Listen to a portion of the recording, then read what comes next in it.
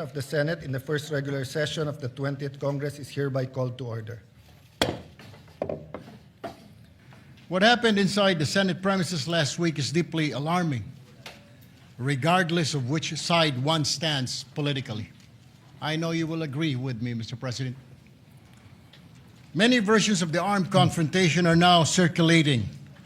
Statements were made that the Senate was under attack, while the executive denies of any offensive operation.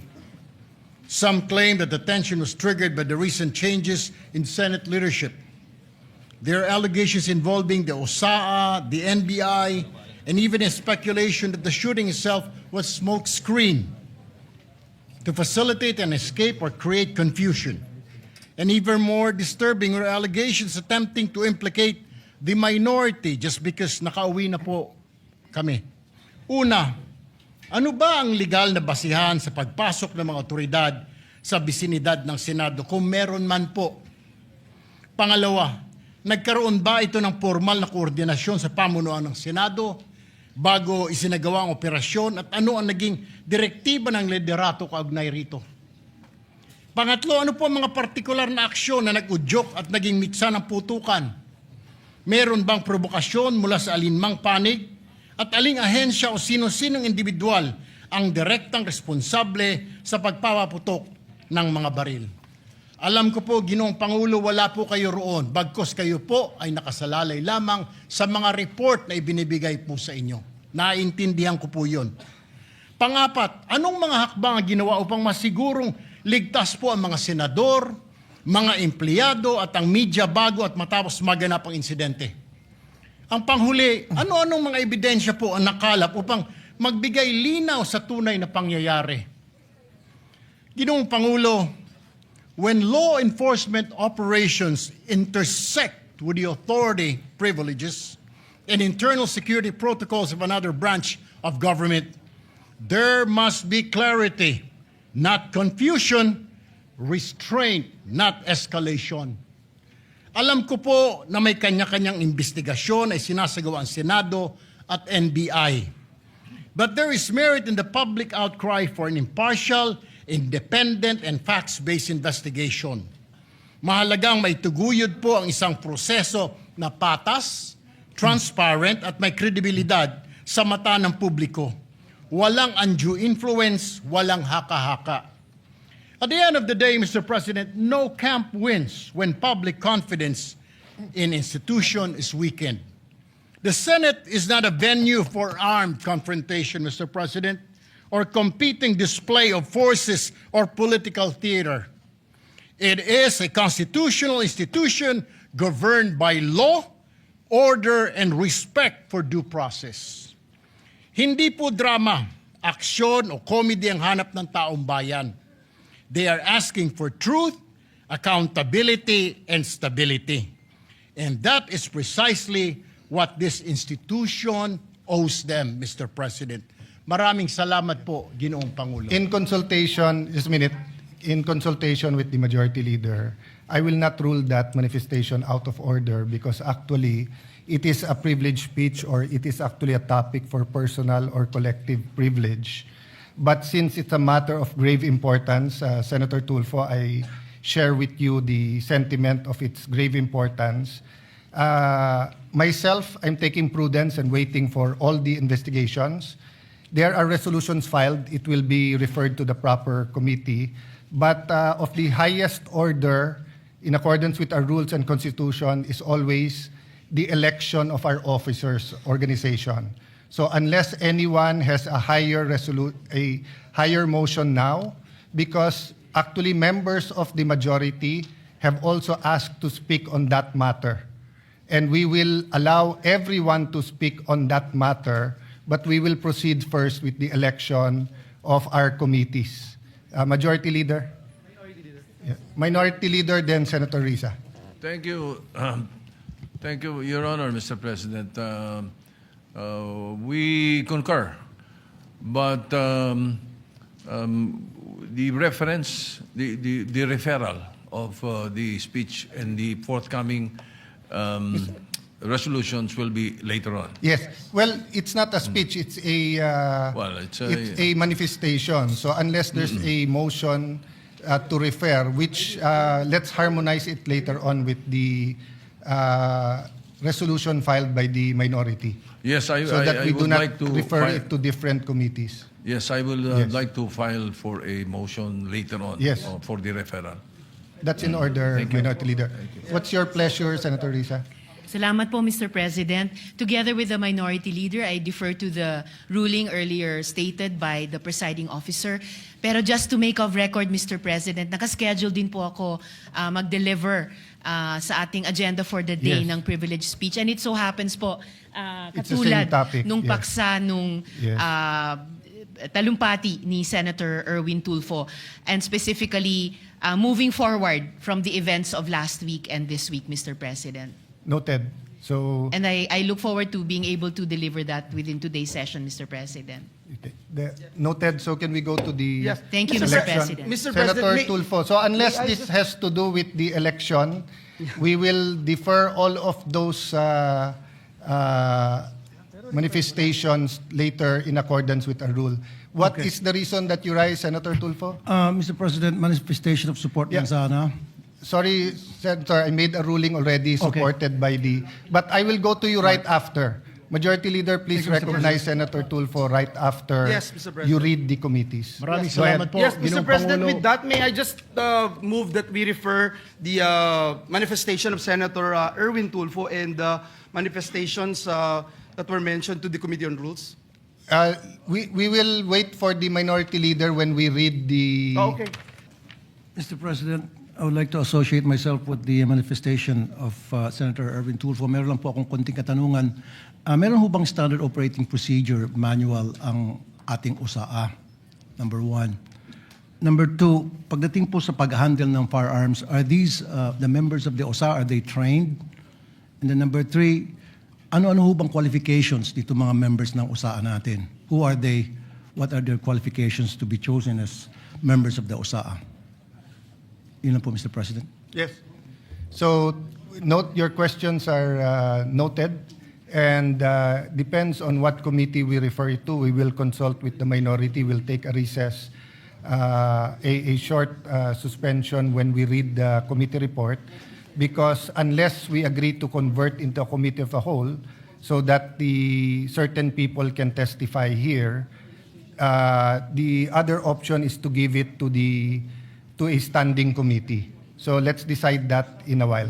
And then lastly, Mr. President, meron bang training ang members ng USAA kung paano mag-handle ng isang problema, isang situation, and do they understand the meaning of rules of engagement? Yun lang po, Mr. President. Yes. Thank you. Thank you for those questions, Senator Tulfo. Mr. President, halos isang linggo na matapos ang habulan at barilan dito sa Senado. Sa loob-loob ko, hindi ako mapanatag na simula nung Lunes, ang ipinapakita natin ay para bang walang nangyari. Na para bang hindi nabastos ang ating institusyon, ang ating mga empleyado, at ang mga Pilipino. Hindi maliit na bagay ang nangyari dito. At lalong hindi dapat inaasa sa mga Facebook Live, press conferences at media interviews ang pagtatahi-tahi ng mga pangyayari. Ganito na ba talaga kababa ang inabot ng ating politika sa Pilipinas? Ito na ba tayo, Mr. President? Tuluyan na bang nilihis ng politika ang ating mga pamantayan sa pakikipagkapwa? The situation stooped so low that here, in and around these same august halls, may pwedeng magkasa ng baril sa harap ng mga sibilyan. We have passed laws across party lines. That is why we cannot act as though nothing happened last week. Alam natin ang tama at mali. Alam natin kapag sumosobra na. And this is what our country needs from us now. For the Senate, in this difficult hour, to reflect the best of our people. May we prove worthy of the trust that our people have placed in us. Marami pong salamat sa inyo at sa lahat, Mr. President. Before I recognize Senator Pia and Senator Marcoleta, you know, the curious thing is the prayer of Senator Kiko and the prayer of former Senate President Tito Soto yesterday. We all agree with it. We're just looking at it from different sides of the political lens. And many of your statements today, Senator Risa, many of us, if not all, agree. But we all won't agree that parang walang nangyari. I don't know where that came from because I don't think anyone is treating it trivially.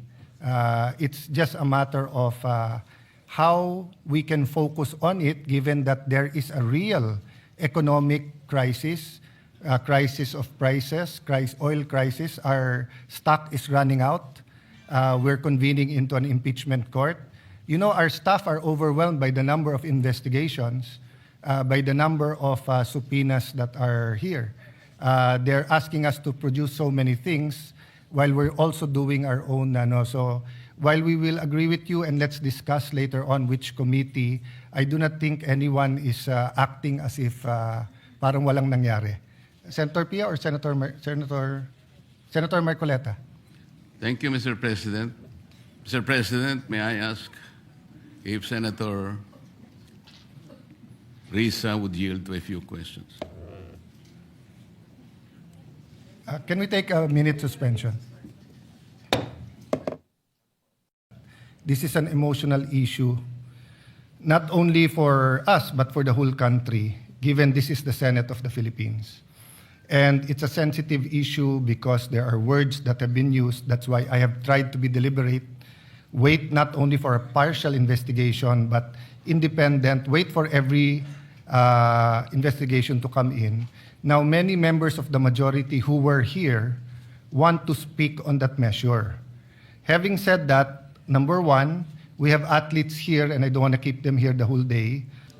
May I ask you if we can make a statement rather than interpolate today? Senator Risa, kung may mga gustong mag-interpolate, pwedeng sa Monday. Yeah. Senator Risa answered in the affirmative. Yes, Mr. President, considering that I was approached by your good self just moments ago and explained the matter that there is an apparent consensus that this subject matter, also subject of Senator Risa's speech on question of privilege, I yield to the better judgment of the President of the Senate, and I will hold my questions until Monday. Thank you, Mr. President. Thank you, Senator Marcoleta. Thank you, Senator Risa Ontiveros. Minority Leader, may I just give, you're my kuya, but she's my ate. Yeah. Senator Pia. Mr. President, I also will not interpolate or make my own privileged speech today as requested by the Senate President. I reserve my right to make the proper interventions at the time that the Senate President and our other colleagues agree upon. But I just want to make this quick statement. Parang walang nangyari. Yan po ang statement ng ating butihing Senadora Risa Hontiveros. Siguro po para sa inyong mga wala dito. Pero para sa amin na nandito, napakaraming nangyari. Takot na takot po ako na kailangan ko na magpaalam sa mga anak ko. At yung staff ko, 2 pintuan ang pagitan ko sa putukan. Yung staff ko na si Claire, na 20 years na sa akin, nandun siya sa labas. Siya sa 12-year-old son. Kinuwento niya sa akin late na tumatakbo siya, hindi niya alam kung saan siya pupunta. Kaya para sabihin niyo na walang nangyari. Napakasakit para sa aming lahat na nandito. And as I said, 2 pintuan na nagpo-protect sa akin sa putukan. Pero yung media, yung Senate staff, yung hindi naman makauwi dahil sila ang security, sila ang elevator, women and boys natin, nandoon po sila. So dear colleagues, napakarami nang nangyari. And one more thing, wala ho akong sinisisi. Pero nung pagkatapos ng lahat, pagtingin ko ng group natin, yung dating majority group, walang ni isa sa inyong nangamusta sa amin. Some of you I've known for 20 years, 10 years, and I didn't even hear any of you say, kamusta na kayo dyan? Napakasakit na sa akin. Sobrang sakit. So yun lang ang masasabi ko. Yes, I am very ready to share my story, to ask questions.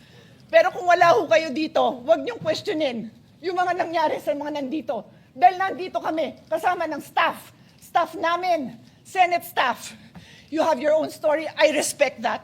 But please respect my own story. Thank you, Mr. President.